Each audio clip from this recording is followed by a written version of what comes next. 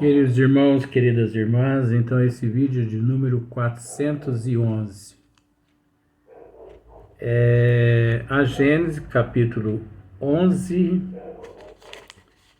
Encarnação dos Espíritos.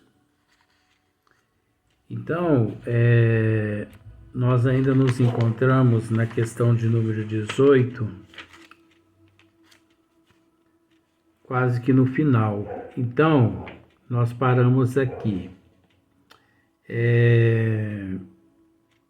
Por um efeito contrário, a união do perispírito e da matéria carnal que se efetuara sob a influência do princípio vital do germen, cessa desde que esse princípio deixa de atuar, em consequência da desorganização do corpo.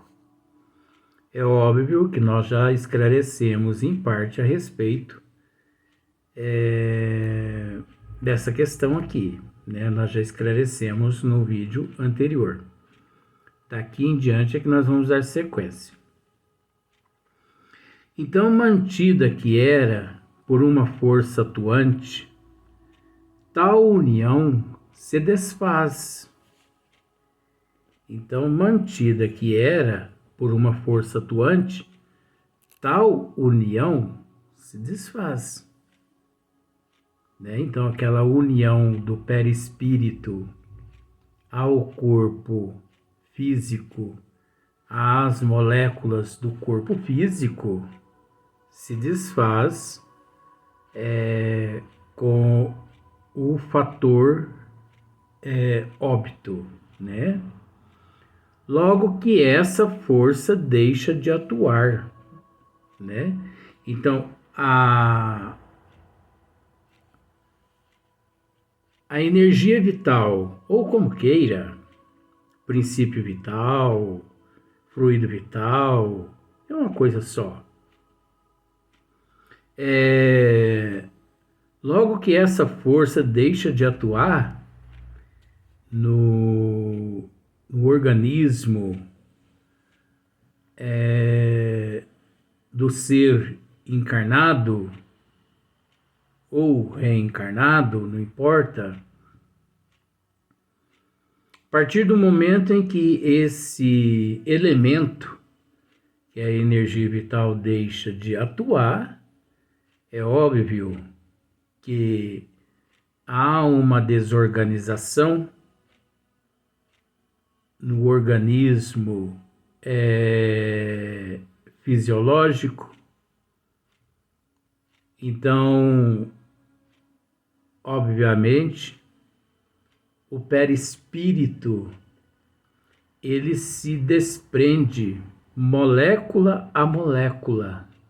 Tá aqui, olha só para você ver. Então, o perispírito se desprende molécula a molécula, conforme se unira. Então, conforme ele unira, né, ele se desprende. Agora, como nós já dissemos em outros vídeos,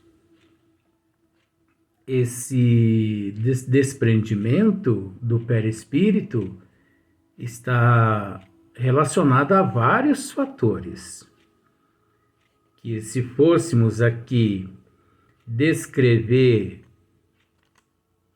todos os fatores que levam o perispírito a se desprender-se das moléculas, obviamente ficaríamos aqui gravando aproximadamente uns 10.000 vídeos só a respeito dos fatores que levam o perispírito a se desprender, né? Ou melhor, a energia vital a se desprender do perispírito, e que uma vez essa energia o perispírito se desprende de todas as moléculas do organismo fisiológico, organismo orgânico, corpo orgânico, né? Então, existem milhões de fatores que levam ao desprendimento, né? E ao espírito é restituída a liberdade. Então, quando ocorre o desencarne, agora isso é relativo. Quando ocorre o desencarne, é restituído ao espírito a liberdade, né? Então, quando a energia vital se esvai, né? O perispírito se desprende, porque o que mantém unido o perispírito ao organismo físico, ao organismo físico, às moléculas, é a energia vital. Cessou-se, né? Esvaiu-se a energia vital, é natural que o perispírito ele se desprende, ele se desagrega, né? Por completo do organismo físico, de todas as moléculas, restituindo, né, ao espírito a liberdade. Só que isso é relativo. Por que que é relativo? Porque cada caso é um caso e nós sabemos que, não sei se você se lembra de nós comentarmos isso, não existe sequer no universo, por toda a eternidade, 2 desencarne igual. Como não existe 2 encarnação igual. 2 reencarnação igual. Devido à desigualdade evolutiva de cada qual. Então, é preciso, como Kardec aqui disse, que por esse motivo, quando se esvai a energia vital e que o perispírito se desagrega das moléculas orgânicas e que restitui ao espírito a liberdade, é necessário ele dizer dessa forma, mas cabendo ao leitor, né, aquele que está estudando, raciocinar que isso é relativo. Por que que é relativo? Porque tal vida, tal morte. Não podemos nos esquecer disso. Tal vida, tal morte. Você entendeu? Às vezes tem pessoas que dizem assim: fulano sofreu 2 anos com câncer. O câncer consumiu ele até não poder mais. Então, um dia uma pessoa me perguntou: fulano sofreu tantos anos com câncer, isso será porque essa pessoa foi má em vidas passadas? Ou será que foi porque ela foi má nessa existência atual? Foi um castigo de Deus? O que aconteceu? A pessoa me perguntou. Eu falei assim, olha, pode ter certeza de uma coisa. A única coisa que nós não podemos deixar de esclarecer é que foi um castigo de Deus, porque não foi nunca que Deus castiga ninguém. E uma certeza nós temos, nada acontece por acaso. Então, se aconteceu com o teu parente, pode ter certeza que não foi por acaso. Foi preciso ele passar. Nós não temos conhecimento do que aconteceu, mas pode ter certeza de que se não houvesse na contabilidade divina algum débito de existência passada, pode ter certeza de que ele não estaria passando pelo que ele está passando, pelo que ele passou, porque desencarnou, né? Então, cada caso é um caso, né? Nem todos os espíritos, ou melhor, nem todas as pessoas que morrem, vamos usar esse termo, recobra a consciência no plano espiritual, nas colônias espirituais. Esse é o desejo nosso. Esse é o nosso desejo. Mas para isso nós temos que fazer merecedores. Nós temos que procurar andar de acordo com os desígnios das leis de Deus aqui na Terra. Oportunidades nos são dadas, bastando apenas colocá-las em prática. Procurando hoje ser melhor que ontem e amanhã melhor que hoje.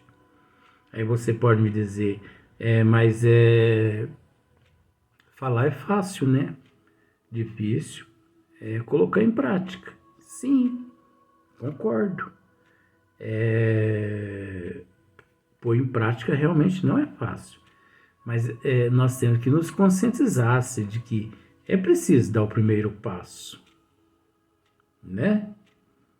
Olha, quantas pessoas que têm medo de natação, têm medo de água, né? E, de repente, a pessoa nem chega próxima a uma represa. De tanto medo que tem medo de água, tanto medo de água. Até parece que ele se suicidou em vidas passadas em água profunda, né? Mas, de repente, você vê a pessoa dizendo que está numa aula de natação. Olha que maravilha. Não é? Você deve conhecer pessoas assim. E daí a pouco essa pessoa, né? Os primeiros dias a pessoa bebe uns litros d'água, é normal mesmo, né? Porque já aconteceu isso comigo também. Eu sou ótimo nadador. Sou igualzinho machado sem cabo. Cai e vai no fundo. Você já ouviu essa história? Cai e vai no fundo. Mas você sabe nadar, né, Luiz? Um pouquinho. Não é lá aquelas coisas, não. Pode confiar muito, não. Né? Então, nós temos que entender que o medo, ele, até certo ponto, ele é um aliado nosso positivo. Mas de um período em diante, ele se torna um nosso inimigo. Porque é graças ao excesso de medo que a pessoa deixa de se desenvolver, né? Deixa de, como se diz o ditado, de meter a cara, de ir adiante, de acreditar nas capacidades que tem e tal. Ô Luiz, mas você está mudando de assunto? Não, estou falando aqui a respeito aqui. Então, o perispírito se desprende molécula a molécula conforme se unira. Nós estamos falando dessa junção toda. Só que se usa tantas coisas para poder comentar que às vezes as pessoas podem até pensar que nós estamos mudando de assunto. Não estamos, não.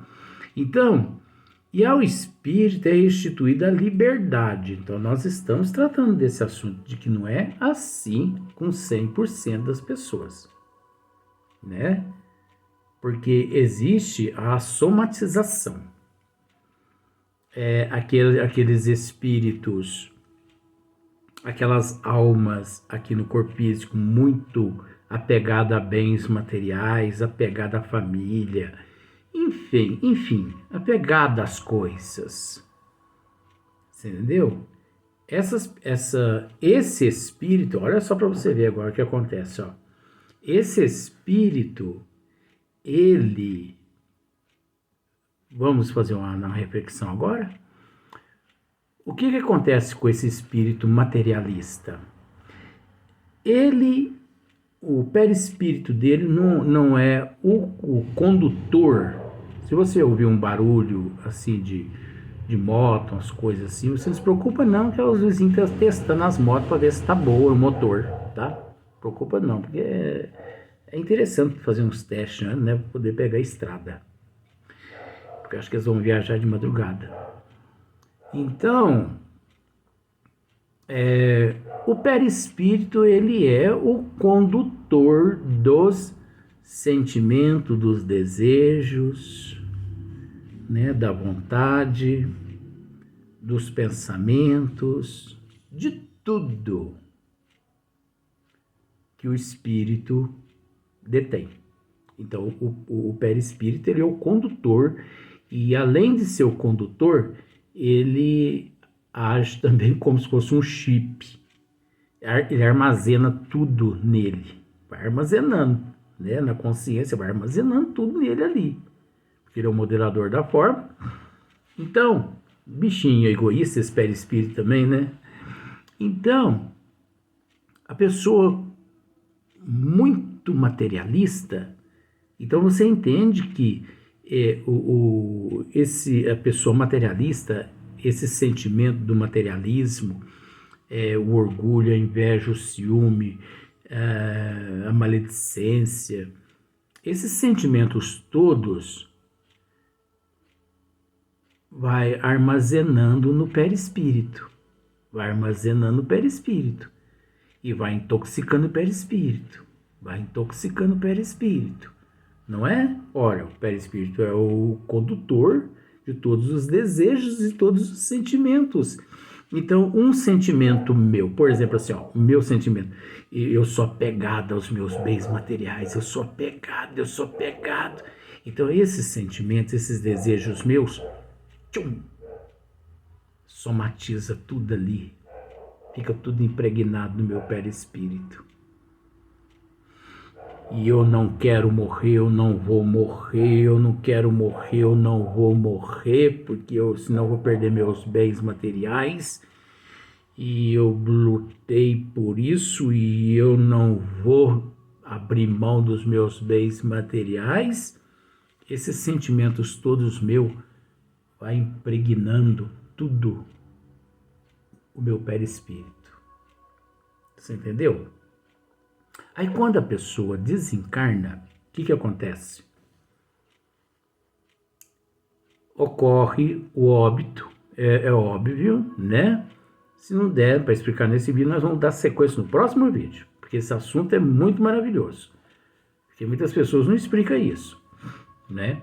Então, ocorre o óbito, tem a parada do coração, tem a parada da massa encefálica, tem a parada do tronco encéfalo, né?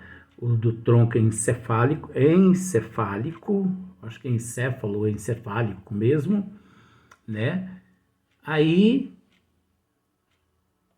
o perispírito, ele se desprende das moléculas, porque o fluido vital se esvai. Só que é de extrema importância que naquele momento, quando o fluido vital se esvai, né, que volatiza,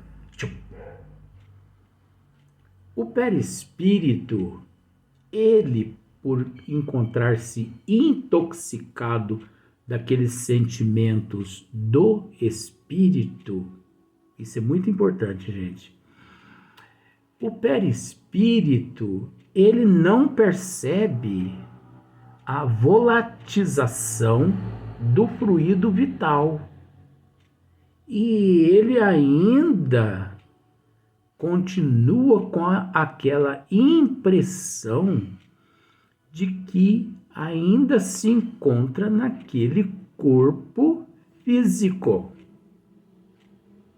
Ele não percebe que ele já desencarnou. Ele não percebe que já se desagregou molécula por molécula daquele corpo orgânico. Porque ele está intoxicado, como um óculos desse aqui, que pega um spray e joga preto, uma cor escura. Então, fica meio abobaiado, meio abestalhado, você entendeu? Ele fica meio que tonto, fica meio que aéreo, ele fica naquela indecisão, porque o perispírito ainda continua transmitindo para o espírito ainda continua transmitindo para o perispírito aqueles sentimentos. E o perispírito, ele, por ser o veículo condutor dos sentimentos e dos desejos do espírito, ele continua achando que se encontra vivo naquele corpo físico. Entendeu? Então, o que acontece?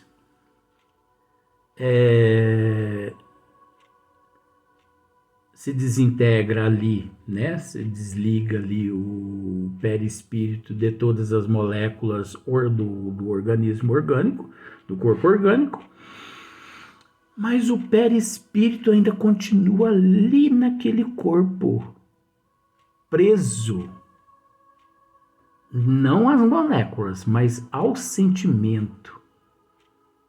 Você entendeu? Achando que ainda se encontra vivo no corpo. E da mesma forma, o espírito continua, só que num estado assim de letargia, né? Aquela sonolência, aquela coisa. Como eu, por exemplo, algumas vezes que vou ao cemitério, já narrei isso aqui, o espírito chega próximo a mim e pergunta para mim assim: você está sabendo quem morreu? E eu, como eu sei lidar com essa situação, não estou sabendo não. Se você ficar sabendo, você me fala? Sim, pode deixar. Mas isso eu converso mental com ele, gente, não conversa assim, né? Senão as pessoas, tem pessoas que já me vê e já tem vontade de acionar o 190, que é a polícia, o SAMU, essas coisas para levar lá para o sanatório. Você imagina no cemitério, não, pode deixar que eu aviso você e todo mundo ouvindo, né? Que engraçado que fique. Apesar que uma vez já aconteceu, não vou contar isso agora não. Então, o perispírito, ele, olha só, a técnica, como que acontece? O perispírito, ele continua ali, agarrado ao corpo. Vamos analisar agora? Ele continua ali agarrado ao corpo, com os olhos fechados, como se ele estivesse dormindo, fingindo que não está acontecendo nada. Sabe quando você está dormindo e que... Não, sabe quando você está deitado? Eu gosto de explicar. Sabe quando você está deitado e que alguém te chama, mas você não quer ser incomodada ou incomodado? E você continua com os olhos fechados, mas você está acordado. Você entendeu?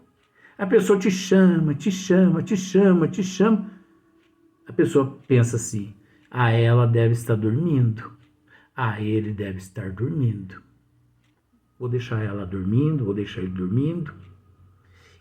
Mas você sabe que você está acordada ou acordado. Você entendeu? Daquele jeito ali, o perispírito fica ali agarrado ao corpo, fingindo que nada está acontecendo.